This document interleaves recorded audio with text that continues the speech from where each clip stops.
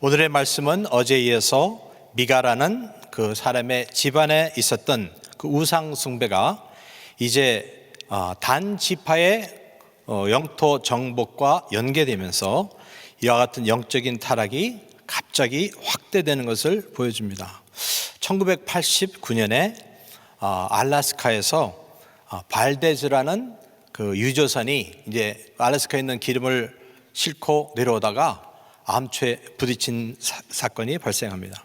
그래서 그 배가 거기에서 이제 사건을 만나면서 일부분에 거기에 있는 오일이 유출이 됩니다. 그래서 그 수가 1100만의 갤런이라고 그래요. 근데 그것도 일부분만 유출된 거예요. 근데 그 기름이, 검은 기름이 이제 흐르기 시작하면서 이것이 점점 퍼지게 되는 것입니다. 그래서는 그 오일이 퍼져서는 그 지역뿐만 아니라 저 많은 그 지역의 해변의 생물들, 물고기, 수달, 새, 조개 할 것 없이 그거를 다 죽이는 일이 발생하게 됩니다. 그래서 그것으로 말미암아 미국 정부는 수십억의 돈을 들여서 그거를 청소하고 씻기는데 아주 고생을 하게 되죠. 그런데 아직도 그 영향을 거기서 받는다는 거예요. 이와 같이 미가의 집에서 시작된 이 우상 숭배는 그 마치 기름이 퍼져갖고는 그 온 알래스카의 해안을 다 죽음에 물어넣는 식으로 이제 이 우상 숭배의 죄가 결국은 이스라엘에 퍼지게 되는 그와 같은 일을 설명해 주고 있습니다. 미가가 그 어머니가 비싼 돈 주고 베들레헴에서 온 어떤 레위인 청년을 이제 제사장으로 하여를 하죠. 근데 이 어머니는 천성이 성품이 좋아서 그런지 이 미가를 자기 아들처럼, 또 미가가 아니라 이 사람을 자기 아들처럼 잘 사랑하고, 또 미가도 자기 아들처럼 돌보고 잘 대줬다고 합니다. 근데 어느 하루 보니까 이 레위인이 자기 집을 지나가는 5명의 사람을 만났는데 그 지방 사람이 아니에요. 그래서 얘기를 하다 보니까 이 사람이 단지파 사람들인데, 단지파 사람들이 아직도 자기의 영토를 확보하지 못하고 이제 머뭇머뭇하는 상황에서 영토를 스파이하고 정탐하려고 가다가 이스라엘 맨 끝이니까 거기에 있는 이 레위인을 만나게 된 것입니다. 그래서 이 사람들은 자기들이 이제 가서 그 땅을 정탐하고 우리의 영토를 차지해야 되는데 우리가 가는 길이 형통하게 될지 한번 알아봐 달라, 그렇게 부탁을 하게 됩니다. 왜냐하면 그 당시에 성막에 있는 제사장들은 우림과 둠밈이라는 그 같은 수단을 통해서 하나님의 뜻을 묻곤 했기 때문인 것입니다. 그래서 이 사람은 보게 되면은 자기가 제사장도 아니고 우림과 둠밈을 가지고 있지도 않은데 어떻게 알아서든지 하나님께서 너 함께 하실 거다, 형통하게 할 거라 하는 그런 말을 하게 됩니다. 그래서 이 사람들은 용기를 가지고 가서 정탐하고 실제로 가보니까 이 라이스라는 지역이 있는데 거기에 있는 사람들은 평화롭게 살고 있고 전쟁의 방비가 전혀 안 됐어요. 이거구나 해서 결국은 단지파 사람들은 한 600명이나 되는 사람과 그 가족들이 라이스 지역을 향하여서 이제 침공하러 가게 됩니다. 그래서 가다가 이 미가 집에 있는 이 레위 사람들을 또 만나게 된 거예요. 그래서 이렇게 회유를 하게 됩니다. 야, 우리랑 같이 가자. 그러면 단 한 집의 제사장이 아니라 우리가 우리 지파의 제사장으로 너를 삼을 것이다. 그러니까 이 사람은 생각해 보니까 너무 좋은 거 아니에요. 기회라 생각하고는 따라가게 돼요. 따라가면서 자기 것도 아닌데 남의 집 그 신상을 가지고 거기에 있는 여러 가지 물건을 가지고 훔쳐가지는 거죠. 따라가게 되는 것입니다. 그래서 미가가 나중에 그것을 보았지만은 숫자가 너무 많으니까 어떻게 꼼짝 못하고 보낼 수밖에 없는 거죠. 그래서 이 사건을 이렇게 보면서 So what? 이거 문제란 말인가? 이렇게 말할 수 있어요. 그런데 이게 잘 살펴보면은 이게 문제가 많아요. 우선 이 레위인 청년은 자기가 제사장도 아닌데 제사장 행세하고 있잖아요. 하나님께서 보내신 것도 아니고 하나님의 말씀하신 것도 아닌데 하나님의 말씀이라고 해서 이 사람들에게 말하고 했잖아요. 사실 이것 자체가 죄악이죠. 선지자도 아닌데 자기의 마음에 떠오르는 거 무조건 하나님의 말이라고 말하는 게 그게 큰 죄악이에요. 그런데 이 사람은 그것을 행하고 있는 것입니다.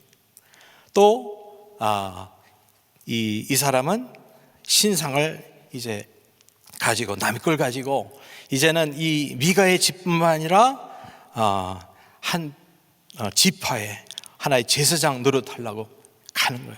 이것 자체가 심각한 오류인 것이죠. 단지 먹고 사는 이 이슈를 위해서 하나님이 부르신 것도 아니고 하나님의 뜻도 아닌데도 선지자 죄종 행세하면서 따라가는 것을 볼 수가 있습니다.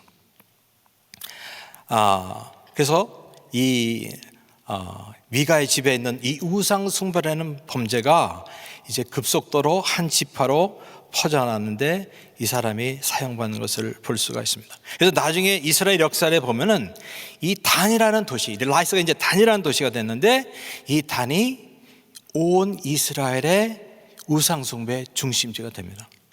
그래서 이제 솔로몬의 범죄로 인하여서 하나님께서 이스라엘을 둘로 이스라엘과 유다로 나뉠 때 그 당시에 이스라엘의 왕인 여로보암은 자기 이스라엘의 그 백성들이 절기 때마다 예루살렘에 가는 것이 이거는 안 되다 생각해 갖고는 이 단과 베델이라는 이 두 도시에 금으로 만든 송아지를 만들고 그거를 하나님이다 해서는 절기 때마다 거기에다가 제사하고 섬기게 했다. 근데 거기에 택정을 받은 도시 중에 하나가 뭐냐? 단이라는 바로 이 도시예요. 왜 그렇게 했습니까? 이 도시는 벌써 이때부터 우상 숭배의 중심지가 됐던 거예요. 근데 우상 숭배의 중심지는 시초가 어떻게 되냐? 바로 미가의 집에서 우상 숭배 제사장 하던 이 사람이 제사장도 아닌데 가서 스스로 제사장 노릇하고 이제는 미가의 집뿐만 아니라 온 지파를 갖다가 우상 숭배에 이끄는 일을 하고 나중에 보면은 온 이스라엘의 우상 숭배를 이끄는 그러한 일의 시작과 시조가 되었던 거예요. 이 사람이 가서 이제는 이 사람뿐이겠습니까? 이 사람이 죽고 나서 그 아들이 단지파의 지상이 되고 또 아들이 또 그 다음에 단지파. 그래서는 대대로 완전히 그 단이 그 지역의 우상 숭배의 중심지가 되었다가 여로보암이라는 악한 왕이 났을 때 이 사람이 딱 보고 거기에다가 우상 숭배 중심을 하나 만들면 되겠구나 해서는 그 은으로 만든 신상을 금으로 싹 만들어 갖고는 이제는 온 이스라엘이 거기 가서 우상 숭배를 하게 하는 우상 숭배 타락의 중심지가 됐다는 거예요. 그래서 그 이스라엘이 망한 그 이유를 따지고 올라가면 이 미가의 집에 일어났던 그 우상 숭배가 이유가 돼서 결국 그렇게 되더라는 거예요. 그러니까 발데스라는 그 배 하나가 침몰해서 거기에 나는 기름이 알라스카의 많은 그 해안을 다 죽인 것처럼 이 미가의 집에서 일어났던 이 우상 숭배의 이 사건이 나중에 보게 되니까 미가의 집뿐만 아니라 나중에 보니까 단지파 600명의 집안뿐만 아니라 나중에 보니까 온 이스라엘을 결국은 죽음의 멸망에 이끌게 하는 그와 같은 이유가 된 것을 볼 수가 있습니다. 그래서 제가 오늘 나눌 말씀 한 구절은 30절입니다.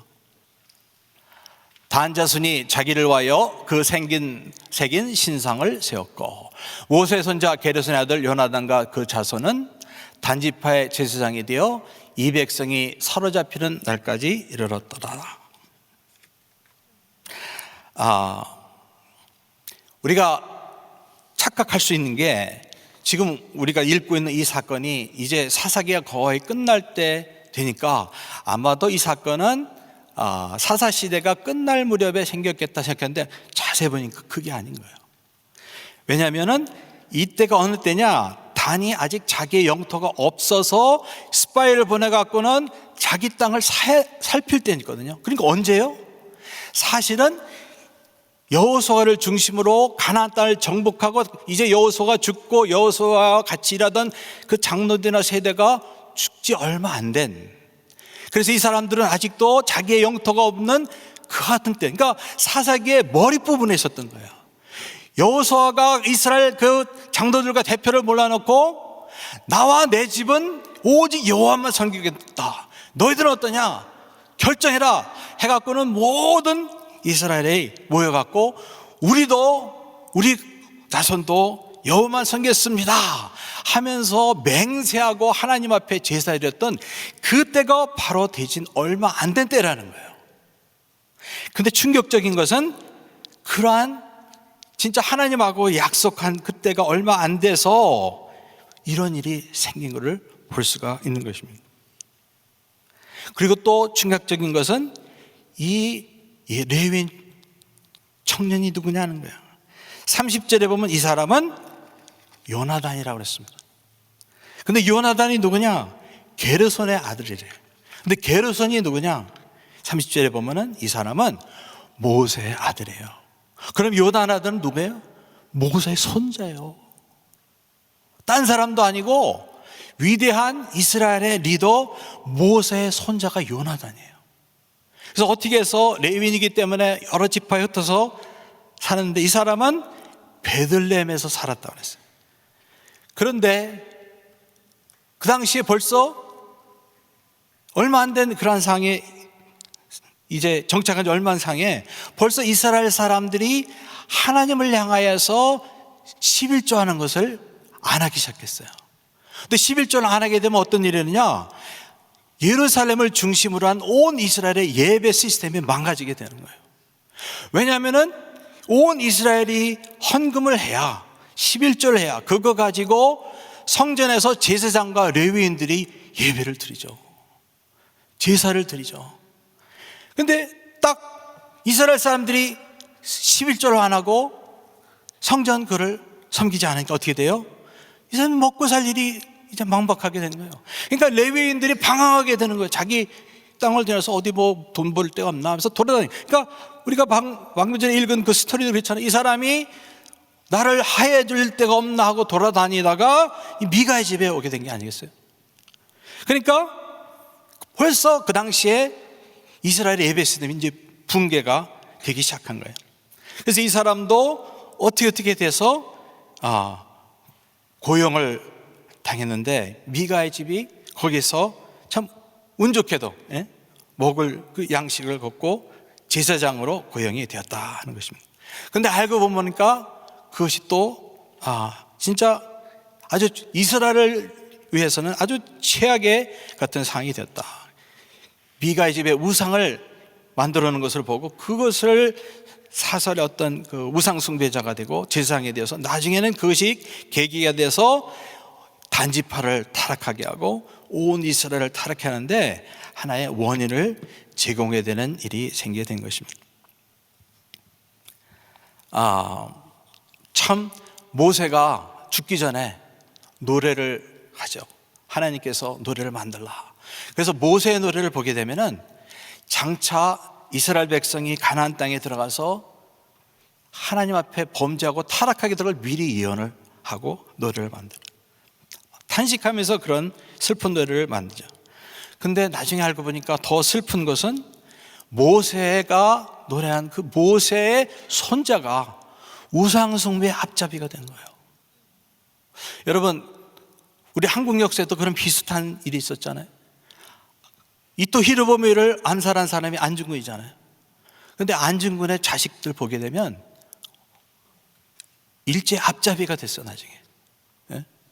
막 애국지사들은 그걸 보면서 막 탄식했다 그러죠. 어떻게 안중근 의사의 아들이 일제 압제가 됐느냐. 그런 현상이 지금 발생하게 된 거예요. 진짜 그토록 이스라엘을 위해서 헌신하고 앞으로 있을 이스라엘 타락을 위해서 슬피 울면서 경고했던 그 모세 어떻게 손자가 그 타락의 주범이 될 수 있겠냐 하는 거죠. 참으로 하늘에서 모세가 이걸 봤다면 진짜 충격받고 슬퍼할 일이었던 거죠. 그래서 참 대대로 주님을 섬긴다는 것은 여러분이 가정에 대대로 주님을 섬길 수 있다는 것은 여러분 참 축복을 받으신 줄 믿습니다. 모세부터 실패했어. 뭐 게르손은 어떻게 했는지 모르겠어요. 근데 손자대에서는 완전히 그냥 우상의 앞잡이가 됐잖아요. 그리고 보면 엘리도 그렇고 사무엘도 그렇고 다윗 왕도 그렇고 자식이 이렇게 제대로 돼서 부모의 마음을 흡족하게 한 경우가 별로 없다. 그래서 이 사건은 이제 다가올 이스라엘의 타락의 하나의 우상 숭배의 어떤 그 시점을 보여주는 그러한 얘기가 되겠습니다. 그래서 이것을 통해 우리는 사사시대의 영적인 어둠이 참으로 얼마나 심했는가 다시 한번 깨닫게 되면서 참으로 우리가 우리의 삶을 돌이켜보고 경성하지 않으면 나도 내 자식도 얼마든지 우상숭배 앞잡이가 될 수 있다. 그것을 깨닫게 되는 거예요. 미래를 보장하고 안심할 사항이 아니라는 거예요. 모세의 손자도 우상숭배 앞잡이가 되는데 내 손자라고 그렇게 한들 보장이 없다는 거예요. 그러니까 내가 지금 눈을 뜨고 있는 그런 상황이라면 나나 나의 자식이나 영적으로 깨어있도록 우리가 서로 격려하고 가르치고 영적으로 우리가 힘을 써야 되겠다 하는 것입니다. 왜냐하면 사람들은 너무 약하고 잘 잊어버리고 그리고 자기가 죄를 범해도 그 죄를 범하는지도 몰라요. 마치 빛이 없는 어둠에 살면 아무것도 분간이 안 되는 거야. 응? 얼마 전에 정글 선교하시는 김지한 선교사님을 만나서 얘기를 들었는데 그분이 그러시더라고요. 정글에 어떤 가이드가 없이 들어가면 뺑뺑 돈다는 거예요. 실제로 한번 그런 비슷한 정글 한번 들어가 봤거든요. 그 팀하고. 그랬더니 높이의 나무들이 잎사귀가 너무 무성하니까 하늘이 잘 안 보여요. 정글 그 안에는 빛이 없어요. 그냥 낮에는 조금 빛이 있을 뿐인데 금방 어두워지겠더라고요. 근데 그런 정글에 만약에 길도 없고 만약에 가이드가 없이 들어갔다 죽는데요. 뺑뺑 돌다가 여기가 여기냐 여기가 여기냐 돌다가 그냥 죽는 거예요. 그래서 한 번은 어떤 백인이 겁도 없이 청년이 내가 그 다리엔지 한 80km도 길도 없는 그 정글이 있거든요. 그걸 지나서 남아메리카 가겠다고 나서더래요. 그 선교사한테 말하고. 그래갖고는 할 수 없이 경찰을 불렀대요. 왜? 이 청년 들어가면 죽거든. 뭣도 없이 들어가갖고 그냥 뺑뺑 돌다가 죽는 거예요. 뿐만 아니라 거기는 여러 가지 짐승, 독충 그렇게 기다리고 있잖아요. 그냥 죽는 건 100%죠. 그런 말씀 하시더라고요. 이와 같이 18장의 모습은 이 정글에 들어가서 헤매고 있는 이스라엘의 모습을 보여준 것이다 하는 것입니다. 어둠은 하나님의 말씀이 없으니까 어떤 지침도 없이 가이드 없이 들어가서 이스라엘 백성이 그냥 헤매는 거예요. 자기 소견대로 여기가 길인가 여기가 길인가 막 헤매는 거예요. 길을 잃었습니다. 자기의 소견대로 산다는 것이 죽음의 길이라는 것을 알 수가 있습니다. 바울도 그랬죠. 자기 소견대로 살 때는 이것이 하나님을 섬기는 이다 해서는 기독교인들을 핍박했어요. 그랬더니 하나님이 예수님이 딱 나타나서 사울아 사울아 내가 왜 나를 핍박하느냐 그러시는 거예요. 자기는 하나님을 위해서 이런 거 하는 줄 알았더니 알고 보면 하나님을 대적하는 일을 하고 있는 거예요. 바울도 몰랐어요. 바울도 몰랐어요. 자기가 어떤 죄를 저질렀는지 주님이 깨닫게 하기 전까지는 몰랐다는 거예요. 그래서 성령님이 오신 것입니다. 우리 스스로는 도무지 진리 가운데 천국 갈 길이 없는 거예요. 우리는 죽을 때까지 우리 교회는 성령께서 우리의 손을 잡고 가셔야 되는 줄 믿습니다. 아무도 자신할 사람이 없어요.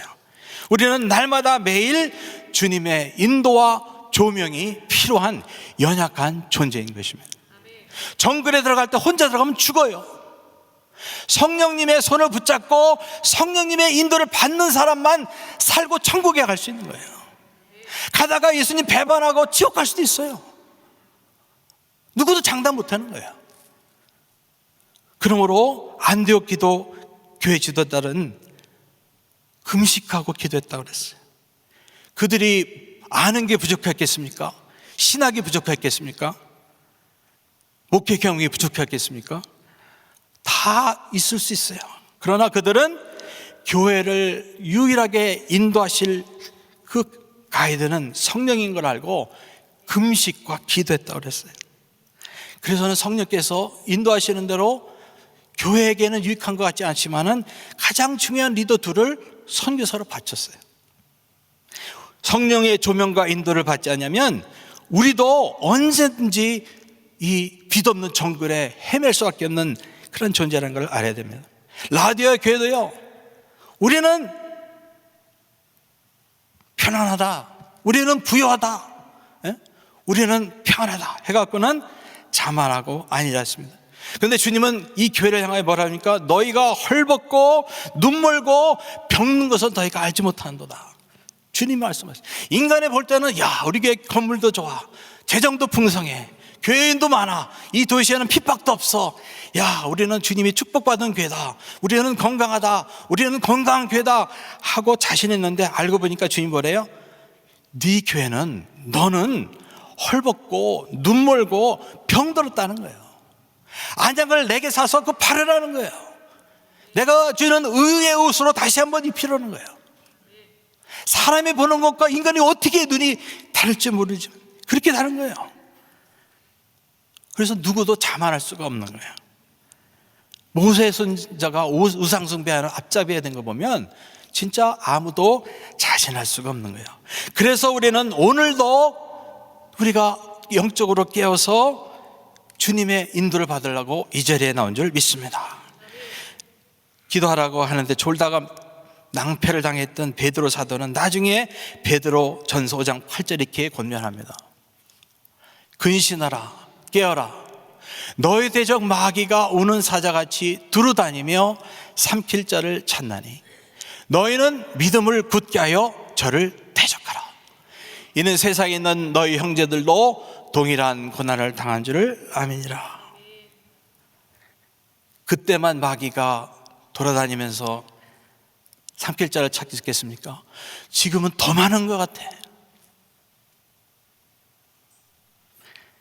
때가 때인 만큼 이제는 우리는 더욱더 근신하고 더욱더 깨어야 된다는 거죠. 근신하라는 거는요, 정신 차리라. 그리고 깨라는 거는요, 파수꾼에게 하는 말이에요. 졸지 말고 이제 깨어서 망을 좀 봐라, 이 소리예요. 여러분, 여행 투어버스의 운전사가 졸면 어떻게 되겠어요? 여행길이 관광길이 아니라 죽음의 길이 되는 거예요. 자기만 죽는 게 아니라 다 죽는 거예요. 영적으로 책임을 맡은 사람일수록 기도해야 되는 이유가 거기 있는 거예요. 당신만 죽는 게 아니라 당신에 있는 사람 다 죽여. 그렇게 되는 거예요. 근신하라, 깨어라. 이게 이 세대의 성도들 향하여 주님이 주시는 메시지라고 저는 믿습니다. 깨어있으면 일단 보면 부러질 수가 있어요. 그러면 구원이 오는 게 되는 거예요. 근데 졸게 되면은 적이 오는 걸 보지 못하니까 죽는 거예요. 그리고 그 안에 있는 모든 백성들도 다 죽게 되는 거예요. 그러므로 우리는 졸려도 눈을 뜨시기 바랍니다. 물을 많이 드시고 눈을 뜨시기 바랍니다. 그래서 우리의 연약함을 인정하세요. 나는 내 힘으로는 이 정글에서 도무지 살아나갈 존재가 아니다. 나는 인도자가 필요하다. 그분이 성령님입니다. 오늘도 자기의 연약함을 인정하고 주님께 의지하고 늘마다 주님의 조명과 인도를 받으시는 저와 여러분 되시길 예수 이름으로 축원합니다. 기도합시다. 하나님 감사합니다. 오늘도 말씀을 통하여 참으로 근신하고 깨어있으라는 음성을 듣습니다. 참으로 세대가 악하고 어두워서 잠시라도 우리가 졸면 마귀의 공격과 사단의 어택을 받습니다. 저들 날마다 깨어서 우리뿐만 아니라 우리 함께하는 모든 영혼들을 살리는 저들 될 수 있도록 축복하여 주옵소서. 예수 그리스도 이름으로 기도합나이다. 아멘. 우리 말씀 생각하시면서 내가 매일 기쁘게 찬양합니다.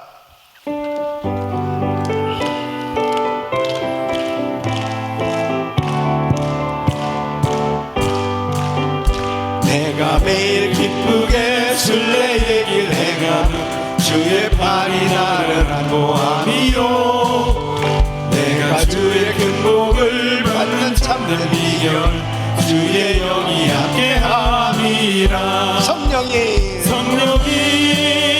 계시네 할렐루야 함께하시네 좁은 길을 걸으며 밤낮 기뻐하는 것 주의 영이 함께함이라 동행하시고 평안함이 없을 때 예수 십자가의 공로이고 그 발 아래 엎드려 참된 평화 얻음 주의 영이 함께함이라 아멘 성령이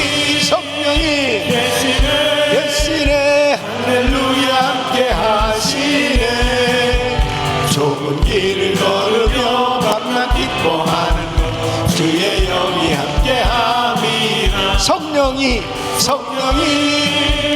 계시네 할렐루야 함께하시네 좁은 길을 걸으며 밤낮 기뻐하는 것 주의 영이 함께함이라 두 손 높이 드시고 성령이 계시네 할렐루야 함께하시네 좁은 길 걸으며 밤낮 기뻐하는 것 주의 영이 함께함이라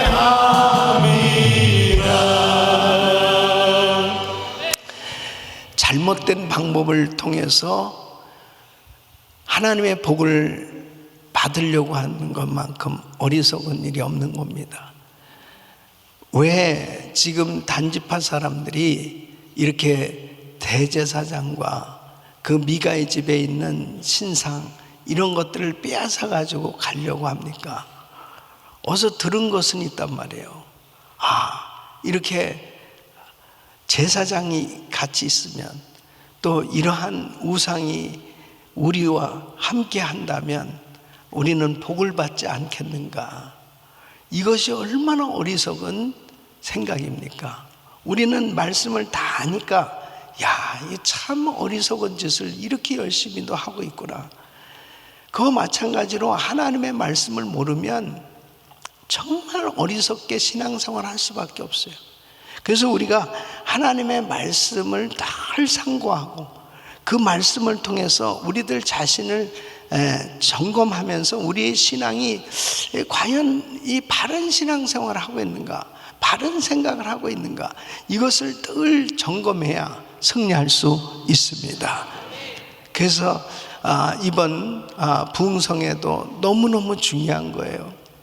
정말 한번 오늘 저녁부터 해서 강사 목사님을 통해서 주시는 말씀이 그 말씀을 통해서 무슨 말씀을 나한테 하나님께서 하시기 원하시나, 내 마음을 비우고 하나님의 말씀 속에 들어가 보자 이거예요. 그러면 하나님의 말씀을 통해서 교훈과 바르게 함과 책망과 의로 교육을 받는 시간이 될 때 하나님께서 부어주시는 은혜 가운데 풍성한 열매가 맺어질 수 있도록 은혜 주실 줄 믿습니다. 그래서 꼭 오늘 저녁부터 한번 결단하고 결심하면 이러한 부분들이 말씀을 통해서 깨달아지기만 하면, 또 돌이키고 바뀌어지기만 하면 하나님의 축복의 역사는 일어나는 거예요. 하나님께서 말씀을 통해서 은혜를 부어 주시는 것입니다. 우리 성도님들이 정말 말씀 위에 다른 어떤 것으로 복을 받을 수가 없어요. 말씀을 통해서 복을 받아야 됩니다. 하나님의 말씀의 이 통로를 통해서 하나님은 우리에게 복을 내려 주시는 것입니다. 이번 성회에 꼭 우리들을 위해서 하나님이 예비하신 그 귀한 은혜 사모하시면서 큰 은혜 받으시길 예수 이름으로 축원합니다. 자, 두 손을 가슴에 모으시고 몸이 아픈 분들 아픈 곳에 손 얹으십시오. 거룩하신 아버지 하나님, 하나님의 말씀을 모르고 하나님의 복을 받으려고 아무리 애를 써도 하나님의 말씀대로 순종하지 못하면 그 언약의 은혜는 임할 길이 없습니다. 아버지 하나님, 하나님의 말씀을 날마다 상고하고 그 말씀대로 순종하며 살아갈 수 있도록 도와주시옵소서. 아버지 하나님, 오늘 저녁부터 있는 성회를 우리 주님께서 크게 축복해 주셔서 정말 강사 목사님을 통해서 주시는 그 귀한 말씀들, 하나님이 내게 이런 것을 깨달으라고, 이런 것을 고치라고, 이런 것을 정말 바로 하라고 하는 이 말씀에 은혜가 임할 때 우리 삶의 회복과 놀라운 부흥이 임할 줄 믿습니다. 아버지 하나님, 은혜를 베풀어 주시옵소서. 역사하여 주시옵소서. 우리 전 성도들의 마음이 오늘 저녁부터 있는 성회에 아버지 하나님 더 정말 집중되게 하여 주셔서 하나님의 은혜를 경험하고 하나님께 영광 드리는 위대한 간증들이 넘쳐나게 하여 주시옵소서. 연약한 육신들 안수하여 주시고 깨끗게 하여 주시옵소서. 치유하여 주시옵소서. 모든 암세포 없어 질저다. 모든 병만 떠나 갈저다. 예수 그리스도 이름으로 명하노니 모든 흑암에서는 떠나 갈지어다. 황장이 우울증 불면 떠나 갈지어다. 모든 종양은 없어 질지어다. 모든 수친 정상이 될지어다. 수선한 모든 부분들도 다 회복되게 하여 주시옵시고 하나님 건강하게 회복되어 마음껏 죄를 할 수 있게 하여 주시옵소서. 이제는 우리 주 예수 그리스도의 은혜와 우리 하나님 아버지의 그 무한하신 사랑과 성령님의 감동 감화교통 충만하시는 종이 늘 깨어 기도하며 하나님 말씀을 통해서 우리들 자신의 신앙을 분별하며 아버지 하나님 이 시대를 분별하며 우리 주님이 기뻐하신 뜻대로 순종하는 삶이 되어 우리의 생애의 큰 부흥의 역사를 경험하며 하나님께 영광 돌린 삶이 되기를 원하는 모든 성도들 머리 위 이제부터 영원토록 함께 있을지어다. 아멘. 주여 감사합니다. 아멘. 이제 기도하실 자리 잡으시고 그레이스 타임 기도 제목들 가지고 기도하십니다. 오늘 기도 제목들 보시면은 담임 목사님 가정과 사역을 위해서 기도해 주시고 오늘부터 이제 시작되는 축의 부흥성에 집중적으로 기도하시면서 우리 성도님들이 꼭 은혜 받는 주인공들이 되셔야 돼요. 강사 목사님 위해서 기도해 주시고 또 이번 주일부터 이제 새로 개척되어지는 GMI 은혜교회를 위해서 기도해 주시기를 바랍니다. 부서는 단기 선교 지원국 박호연 전사님, 조기진 집사님 또 부원들 위해서 기도해 주시고 한 분의 선교사님 가정은 태국 사라브리 부알렉에서 사역하는 박경덕 신미선 선교사님 가정 위해서 사역을 위해서 기도합니다. 주여 부르짖고 기도합니다. 주여 주여 주여 걸어가시고 존귀하시나